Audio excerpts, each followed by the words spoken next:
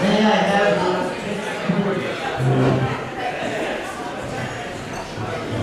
you noisy doctor in the corner. Your grandfather.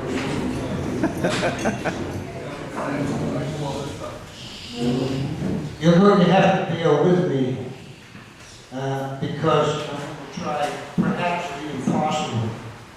And that's being articulate and eating at the same time. You can do it. That's not too bad. I know you're probably going to expect to hear about the black made lion and the Sandy McTavish and losing his kilt, but you heard all of those. So I'll spare you that. I could regale you with the joys of geezerhood, as my buddy Walt Fuller calls it, but I'm only recently a geezer, so I don't feel well enough informed to talk to you about that. Says who?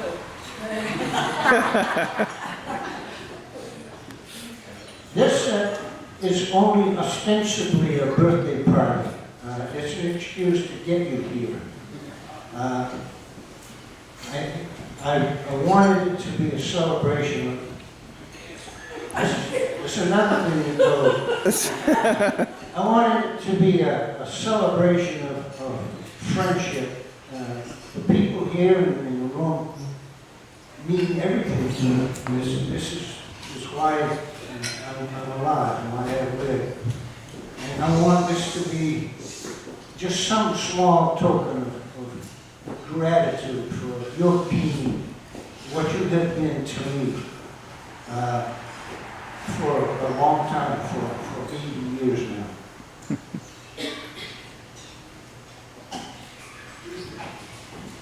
Oh yes, I've written some names down here. They just run through my head. Wayne Cole. Some of you know Wayne, some of you don't. Bob Jacobs.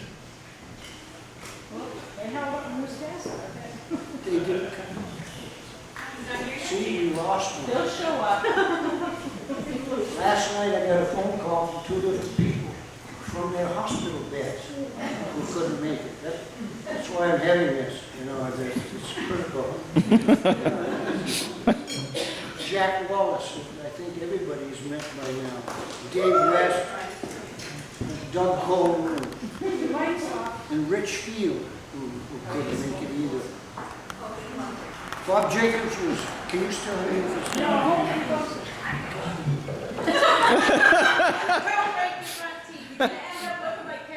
Bob Jacobs was talking to just the other evening about the 8th decade.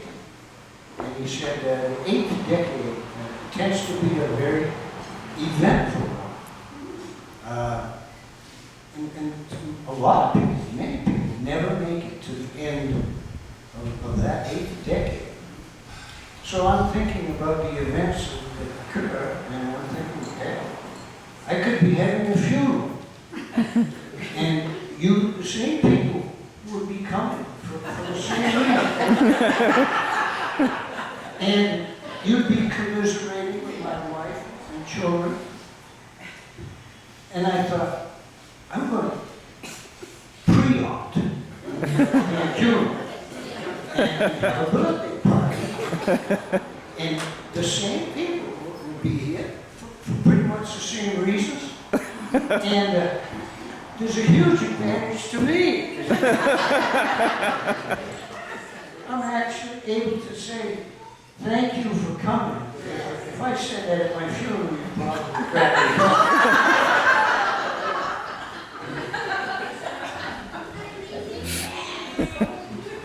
Oh yes, we have some special thanks that I want to give first. And I say we because I am fully aware that your friendship for me or with me depends enormously on Marie.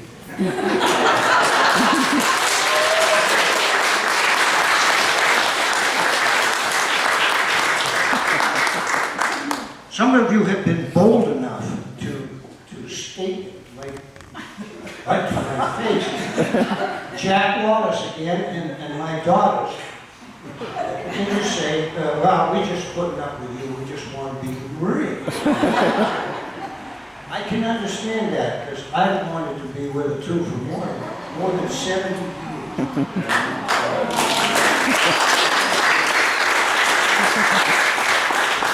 And for all those years, we've been really good friends, until just recently.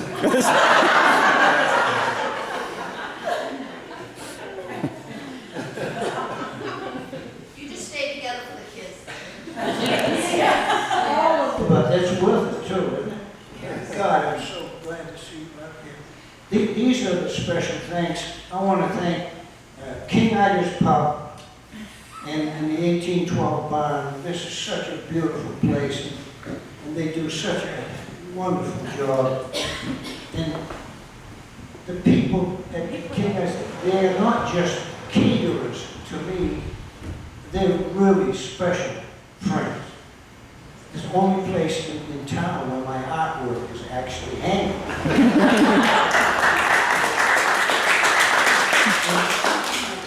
I know in my heart that they're not just putting this on because it's business. They want this to be like it is because it's me. They're that nice to me, so that means a lot to me.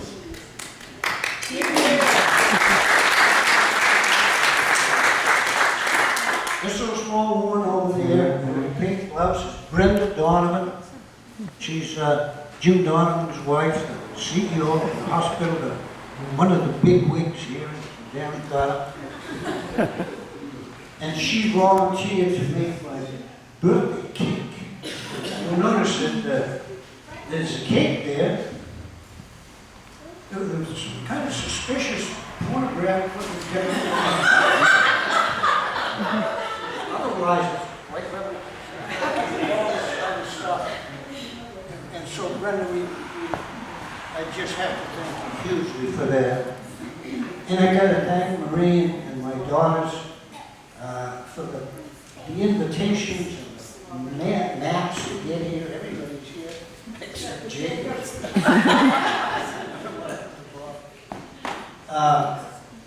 The music, which is turned off, I don't know if you've been listening, we've been yakking to each other so you can, but I sat here listening to the music before you got here, and I was almost crying before I realized it's my music. It's my house, you know, Kenny G and Barbara Streisand, and when they turned it back on, you know, well, you young kids, you won't like it, but the old guys do. And the flowers, all of these floral arrangements, my daughter, I guess, really singularly responsible for those. And probably a dozen other things that I'm not aware of.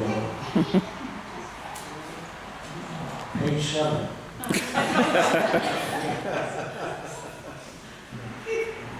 I now want to offer a sincere, deep felt emotion. Thank you for being here. There are friends here from my childhood. The gentleman over there knows me, or has known me as long as I've known him. I have school chums from when I was a kid. There are high school friends here, although I'm not sure they are because Jacob isn't here. There's the other ones in the hospital. That's a tough thing. Good thing we're having this gathering right now. A lot of my college friends here, even fraternity brothers, you usually lose those friends. And I have them. I'm blessed to have them. And friends from the U.S. Navy, where I was a long time. Many of you belong in more than one of those categories. And you've known me through all of those stages, and remarkably, and thankfully you're still here. I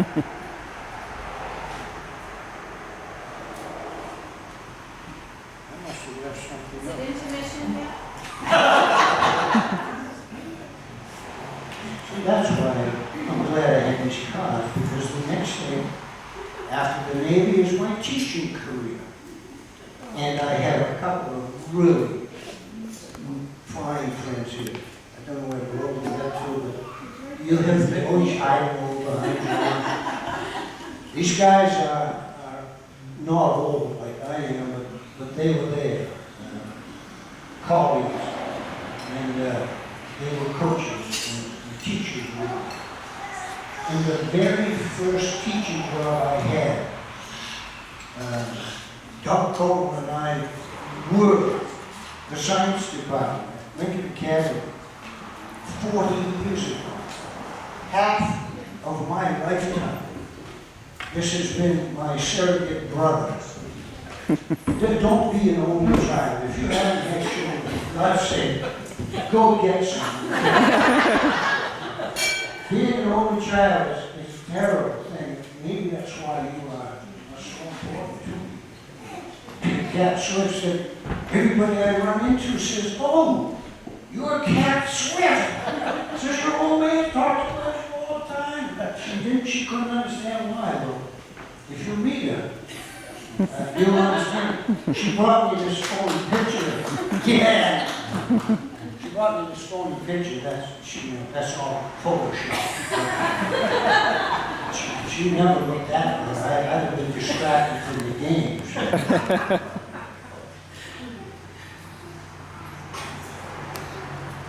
And of course, the students, those students and athletes that you or us gave our youth away for, who still care about you, who still consider you friends, is something that you can only cherish. It's something that it's hard to believe. Let's take it slow. To have these young people grow up and then become good friends is just a miracle to me. And I'm deeply, deeply appreciative of it. This hand doesn't work either. My own children, who are now grown adults and have children of their own, are fortunately good friends. They may come to visit us because they think it's their duty or they're pity us or something, but I think that they come because it's fun. We have the greatest time imaginable. And my family goes off, the St. Croix Voyagers go off, trout fishing or not. We at least go in the woods and drink some beer anyway. I think that's a very special thing. There are so many families that become separate and get lost as friends. And so I'm deeply appreciative of that. And then we come to the latest group, and these are still old friends.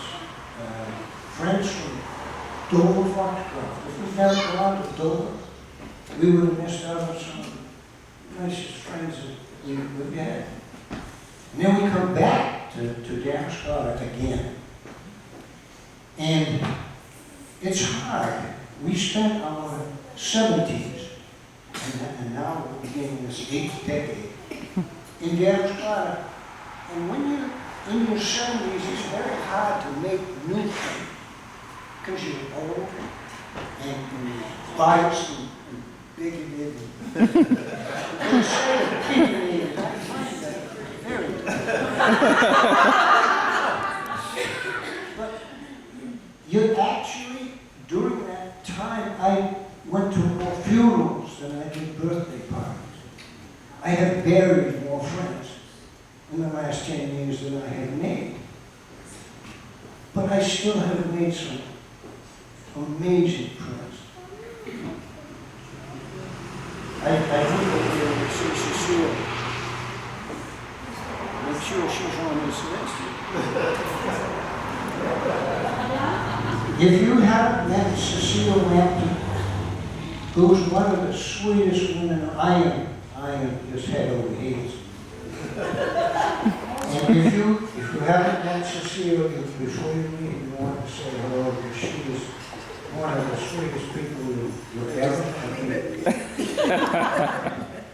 And my own doctor, my physician,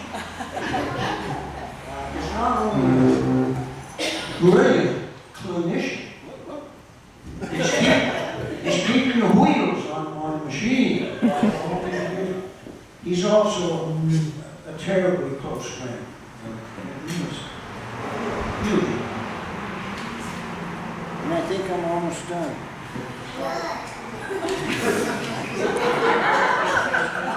You know how to do that in Dallas. A thought occurred to me while I'm thinking about this gathering that I don't think occurs to anybody very often, because it sounds arrogant and conceited and self-centered. But I had to believe, I said, God, these are the people who mean so much to me, that mean everything to me. And they're coming to this party. I got to believe that I mean something to them. And you can imagine how that makes you feel. It means that my life has meaning because of you. My life has